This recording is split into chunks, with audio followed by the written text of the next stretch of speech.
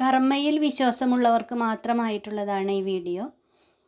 അവർ മാത്രം കണ്ടാൽ മതി, അല്ലാത്തവർ സ്കിപ്പ് ചെയ്ത് കളയുക.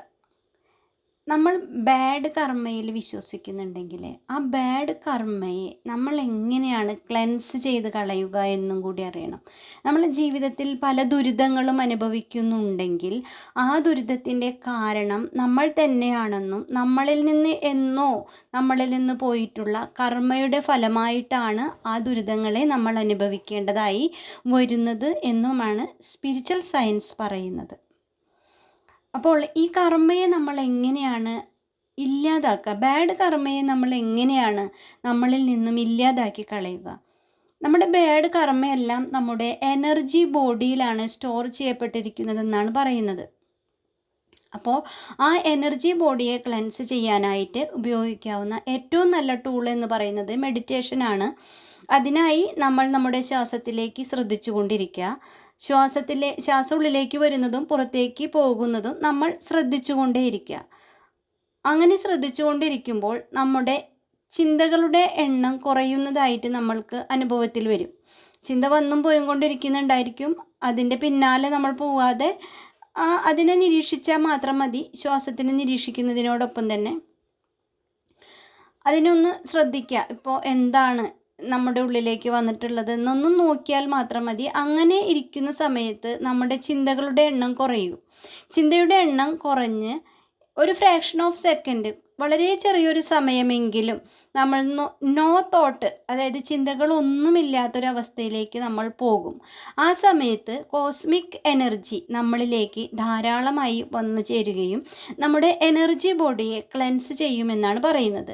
അങ്ങനെ നമ്മുടെ കർമ്മയെ നമുക്ക് ഡിലീറ്റ് ചെയ്യാനായിട്ട്, ഇല്ലാതാക്കാനായിട്ട്, നമുക്ക് ബാഡ് കർമ്മയെ നമുക്ക് ഇല്ലാതാക്കാനായിട്ട് സാധിക്കും. കൂടാതെ ഇത് ചെയ്യാനായിട്ട് ചിലർക്കൊക്കെ ഭയങ്കര പ്രയാസമായിരിക്കും. മെഡിറ്റേഷൻ ചെയ്യുക എന്ന് പറയുന്നത് അത്ര പെട്ടെന്ന് നമുക്ക് സംഭവിക്കുന്ന ഒരു കാര്യമല്ല. അപ്പോൾ ഇതിന് സാധിക്കാതെ ഇരിക്കുന്ന ആളുകൾ എന്ത് ചെയ്യണം? നമ്മുടെ പ്യുവർ സോഴ്സ് ഓഫ് എനർജി, അതായത് പ്യുവർ സോഴ്സ് ഓഫ് എനർജി എന്ന് പറഞ്ഞാൽ ആരാണ്? അതാണ് നമ്മൾ പേരിട്ട് വിളിച്ചിരിക്കുന്ന ഗോഡ് എന്ന് നമ്മൾ പേരിട്ട് വിളിച്ചിരിക്കുന്ന ദൈവം, അല്ലെങ്കിൽ സൃഷ്ടാവ് എന്നൊക്കെ പറയുന്ന ആ സോഴ്സ് ഓഫ് എനർജിയോട് നമ്മൾ കണക്റ്റ് ചെയ്യുക. ദൈവവുമായി നമ്മൾക്ക് കണക്റ്റ് ചെയ്യാനായിട്ട് നമ്മൾക്ക് ഓരോ മതാചാരപ്രകാരം പലതും നമ്മൾ പഠിച്ചിരിക്കും.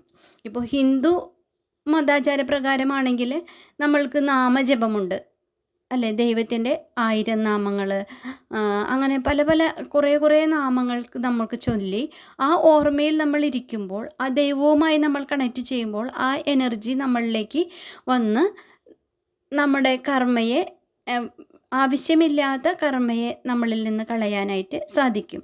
അങ്ങനെ നാമജപം ചെയ്യുക, അല്ലെങ്കിൽ പ്രാർത്ഥന ചെയ്യുക. ഇപ്പോൾ ക്രിസ്ത്യൻ വിശ്വാസപ്രകാരമൊക്കെ ആണെങ്കിൽ പ്രാർത്ഥനകൾ ചെയ്യാം, അവരുടെ വചനങ്ങൾ ഉരുവിടാം. അങ്ങനെ പല മാർഗങ്ങളും നമ്മൾക്ക് ചെയ്യാനായിട്ട് സാധിക്കും. ഇപ്പോൾ മുസ്ലിംസ് ആണെങ്കിൽ പല സമയങ്ങളിൽ നിസ്കരിക്കുന്നു. അപ്പോൾ അവരവരുടെ സൃഷ്ടാവിനെ, അള്ളാഹുവിനെ അവർ ഓർക്കുന്നു. അതായത് എല്ലാവരും പല പേരുകളിൽ പറഞ്ഞാലും ആ പ്യുവർ സോഴ്സ് ഓഫ് എനർജിയുമായി തന്നെയാണ് കണക്റ്റ് ചെയ്യപ്പെടുന്നത്.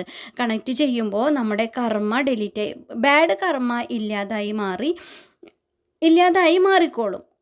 പിന്നെ നമ്മൾ എന്താണ് ശ്രദ്ധിക്കേണ്ടത്? നമ്മൾ ഇതെല്ലാം ചെയ്തുകൊണ്ട് ഇരുന്നിട്ടും കാര്യമില്ല. ഇതൊക്കെ ചെയ്ത് കുറച്ച് നേരം കഴിയുമ്പോഴേക്കും നമ്മൾക്ക് ആവശ്യമില്ലാത്ത തോട്ടുകളായി, നെഗറ്റീവ് തോട്ടുകളാണ് നമ്മളിൽ വരുന്നതെങ്കിൽ വീണ്ടും കർമ്മ ക്രിയേറ്റ് ചെയ്യും. കാരണം എന്ത് കർമ്മത്തിൻ്റെ ബാക്കിലും ആദ്യം നടക്കുന്നത് എന്താണ്? ആ കർമ്മത്തിനെ കുറിച്ചുള്ള നമ്മുടെ ചിന്തയാണ് പിന്നീട് അത് കർമ്മമായിട്ട് മാറുന്നതും നമ്മുടെ ജീവിതമായിട്ട് മാറുന്നതും. അപ്പോൾ മെഡിറ്റേഷൻ ആയാലും പ്രയറും നാമജപവും ഇതൊക്കെ ചെയ്തിട്ടുണ്ടെങ്കിലും നമ്മൾ വീണ്ടും നല്ല ചിന്തകൾ തന്നെ നമ്മളിൽ വന്നുകൊണ്ടിരിക്കണം.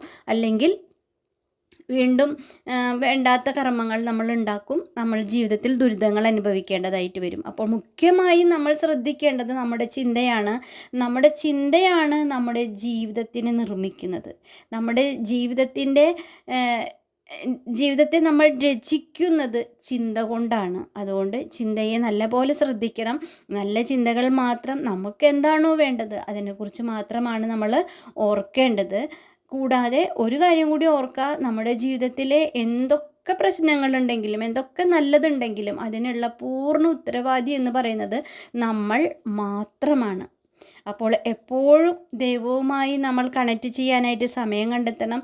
ഒരു 24 മിനിറ്റ് അല്ലെങ്കിൽ 48 മിനിറ്റ്, ഒരു നാഴികയോ അല്ലെങ്കിൽ ഒരു മുഹൂർത്തം എന്ന് പറയുന്ന ആ സമയത്തോളമെങ്കിലും നമ്മൾ ഓരോ ദിവസവും, എല്ലാ ദിവസവും നമ്മൾ ഇതിനായിട്ട് സമയം കണ്ടെത്തണം. അല്ലാതെ 5 മിനിറ്റോ 10 മിനിറ്റോ ചെയ്താലൊന്നും മാറുന്നതല്ല ഇതൊന്നും. മിനിമം ഒരു നാഴിക നേരമെങ്കിലും നിങ്ങൾ ഇരിക്കണം, അല്ലെങ്കിൽ ഒരു മുഹൂർത്ത സമയമെങ്കിലും ഇരിക്കണം. അങ്ങനെ എല്ലാ ദിവസവും നമ്മൾ കണ്ടിന്യൂസ് ആയിട്ട്, ചിലപ്പോൾ പല വർഷങ്ങളോളം തന്നെ നമ്മൾ ചെയ്യേണ്ടതായിട്ട് വരും. 2-3 ദിവസം ചെയ്താലൊന്നും മാറിപ്പോകുന്നതല്ല ഇത്രയും കാലങ്ങൾ നമ്മൾ ജീവിച്ചിട്ടുള്ള ജീവിതത്തിലെ കർമ്മഫലങ്ങൾ എന്ന് പറയുന്നത്. അപ്പോൾ നിരന്തരമായി ദൈവത്തിൻ്റെ ഓർമ്മയിൽ ദൈവവുമായി കണക്റ്റ് ചെയ്തുകൊണ്ടേയിരിക്കുക. ആ എനർജിയെ കണക്റ്റ് ചെയ്ത് നമ്മൾ എപ്പോഴും റീചാർജ് ചെയ്തുകൊണ്ടേയിരിക്കണം. അപ്പോൾ മാത്രമേ നമ്മൾക്ക് നല്ല കാര്യങ്ങൾ ചെയ്യാനുള്ള നല്ലൊരു എനർജി കിട്ടുള്ളൂ.